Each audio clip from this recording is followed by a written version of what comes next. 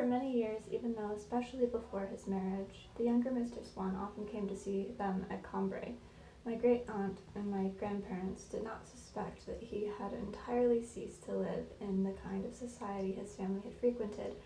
and that under the sort of incognito which his name Swann gave him among us, they were harboring, with perfect innocence of honest innkeepers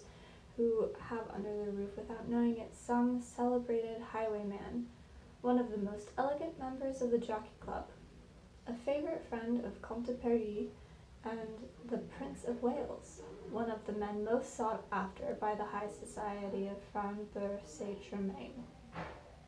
Our ignorance of this brilliant social life that Swann led was obviously due in part to the reserve and discretion of his character, but also to the fact that the bourgeoisie people in those days formed for themselves a rather Hindu notion of society and considered it to be made up of closed castes in which each person from birth found himself placed in the station which his family occupied, from which nothing except the accidents of an exceptional career or unhoped-for marriage could withdraw him in order to move him into a higher caste. Monsieur Swann, the father, was a stockbroker. Swann, the son, would find he belonged for his entire life to a caste in which fortunes varied, as in a tax bracket, between such and such fixed incomes. One knew which had been his father's associations, one therefore knew which were his own, with which people he was in a position to consort. If he knew others, these were bachelor acquaintances on whom old friends of the family, such as my relatives, would close their eyes, all the more benignly because he continued after losing his parents to come faithfully to see us. But we would have been ready to wager that these people he saw, who were unknown to us, were the sort he would not have dared greet had he encountered them when he was with us. If he were determined to assign Swann to a social coefficient that was his alone, among the other sons of stockbrokers in a position equal to that of his parents, this coefficient would have been a little lower for him because, very simple in his manner, and with long-standing craze for antiques and paintings, he now lived and amassed his collection in an old town-house which his grandmother dreamed of visiting, but which was situated on the Quai d'Orleans, a part of town where my great-aunt felt it was ignominious to live.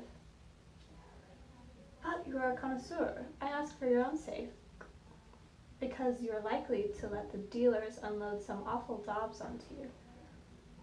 My great-aunt would say to him. In fact, she did not assume he had any competence, and even from an intellectual point of view, had no great opinion of a man who in conversation avoided serious subjects, and showed a most prosaic preciseness, not only when she gave us cooking recipes, entering into the smallest details, but even when my grandmother's sisters talked about artistic subjects.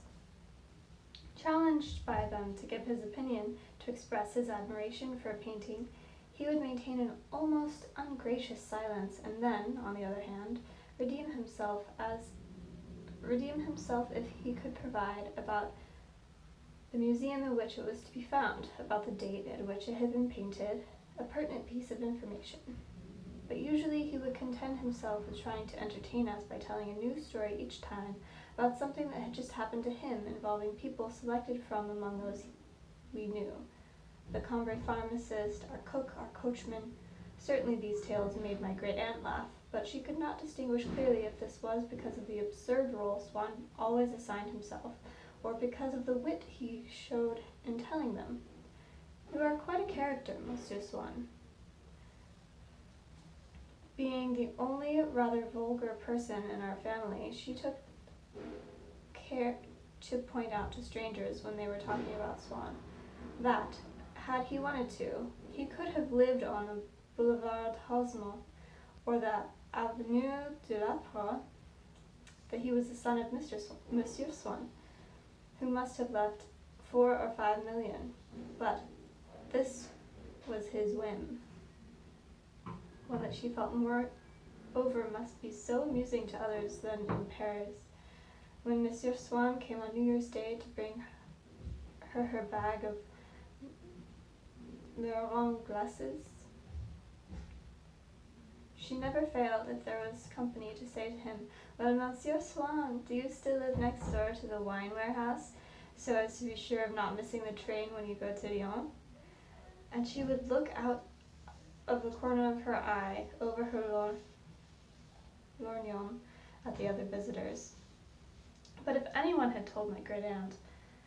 that this was the same Swann who, as the son of the old Monsieur Swann, was perfectly qualified to be received by all the best of the bourgeoisie, by the most respected notaries or lawyers of Paris, a hereditary privilege he seemed to make little use of, had, as though in secret, quite a different life, that on leaving our house in Paris, after telling us he was going home to bed, he retraced his steps as soon as he had turned the corner and went to a certain drawing-room that no eye of any broker or broker's associate would ever contemplate. This would have seemed to my aunt as extraordinary as might to a better educated lady the thought of being personally on close terms with Aristius, and learning that after having a chat with her, he would go deep into the heart of the realms of Thetis, into a empire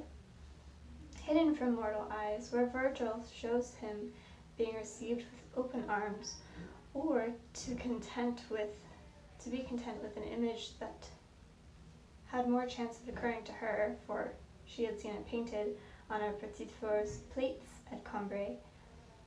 of having had as a dinner guest Alibaba, who, as soon as he knows he is alone, will enter a cave dazzling with unsuspected treasure. One day, when he came to see us in Paris, after apologizing for being in evening clothes, Francois having said, after he left, that she had learned from the coachman he had dined at the home of a princess. Yes, a princess of the demi-monde, my aunt had responded, shrugging her shoulders without raising her eyes from her knitting, with serene irony. Thus, my great-aunt was cavalier in her treatment of him. Since she believed he must be flattered by our invitations, she found it quite natural that he never came to see us in the summertime without having in his hand a basket of peaches or raspberries from his garden, and that from each of his trips to Italy he would bring me back photographs of masterpieces. They did not hesitate to send him off in search of it when they needed a recipe for gribiche sauce or pineapple salad for large dinners to which they had not invited him, believing he did not have sufficient prestige for one to be able to serve him up to acquaintances who were coming for the first time. If the conversation turned to the princes of the House of France, people you and I will never know, will we? And we can manage quite well without that, can't we? My great-aunt would say to Swann, who had perhaps a letter from Twickenham in his pocket. She had him push the piano around and turn the pages on the evening when my grandmother's sister sang,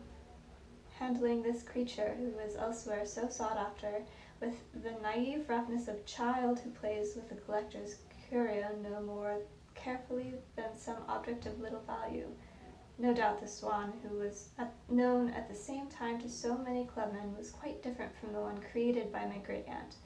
when in the evening, in the little garden at Cambrai, after the two hesitant rings of the bell had sounded, she injected and invigorated with all that she knew about the Swann family, the dark and uncertain figure who emerged, followed by my grandmother from a background of shadow,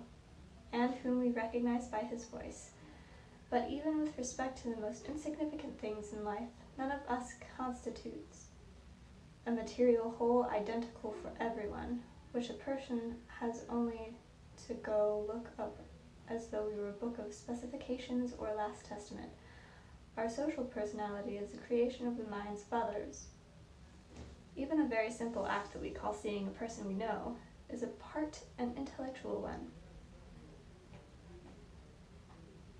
we fill the physical appearance of the individual we see with all the notions we have about him, and of the total picture that we form for ourselves. These notions certainly occupy the greater part. In the end, they swell his cheeks so perfectly, follow the line of his nose in an adherence so exact, they do so well at nuancing the sonority of his voice,